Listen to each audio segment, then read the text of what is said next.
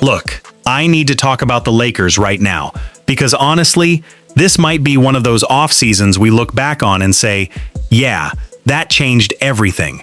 Rob Pelinka might have just completely messed up the Lakers' future. And yeah, I know that sounds dramatic, but listen, when you actually break this down, it gets worse the deeper you go. So it starts with this Walker Kessler situation. And listen, I actually like Kessler as a player. I'm not here to hate. But what the Lakers gave up for him, yeah, that's where things get weird. We're talking unprotected 2031 and 2033 first-round picks, plus pick swaps in 2028 and 2030. Wait, think about that for a second. That's basically saying we're okay not controlling our draft future for like 7 years. And in today's NBA, that's dangerous. Because if this goes wrong, there's no reset button. Sung. But okay, let's say you accept the Kessler move. Then you see the contract. $130 million over 4 years. And yeah, fair enough, he's a starting level center. But here's the problem. It's not just the money. It's the money plus the picks.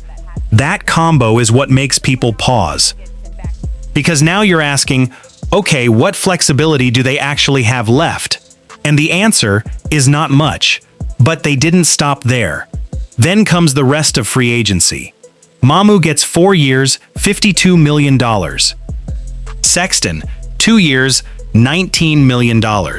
Grimes, 4 years, $60 million. And look, individually, none of these are crazy deals. Honestly, I get each one. Mamu gives you spacing. Sexton gives you scoring. Grimes gives you defense and energy.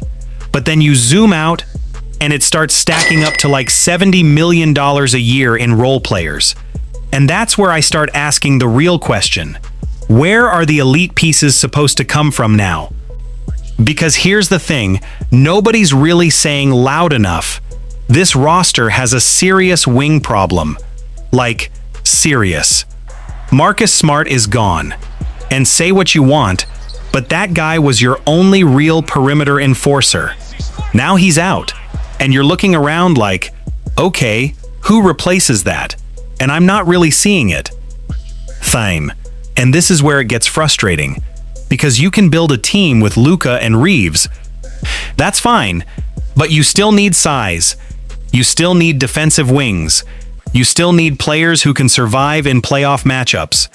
And right now, that part of the roster just doesn't exist. It's not there. And what makes it even more confusing is they didn't even go for cleaner alternatives. There were cheaper, simpler moves out there. Guys like Daniel Gafford type value deals. Solid center, lower cost, less draft damage.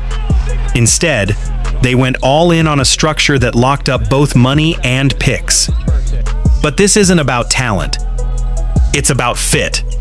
And right now, the fit is all over the place. Because when the playoffs come, nobody cares about decent signings. They care about matchups. They care about defense. They care about who can survive in the half court. And I just don't see enough balance here to compete at the highest level. No. So yeah, maybe there's another move coming. Maybe they're not done. But right now, it feels like they spent everything and still left the biggest holes wide open. And when you're building around Luka, that's the one thing you can't afford to get wrong. All right, that's it.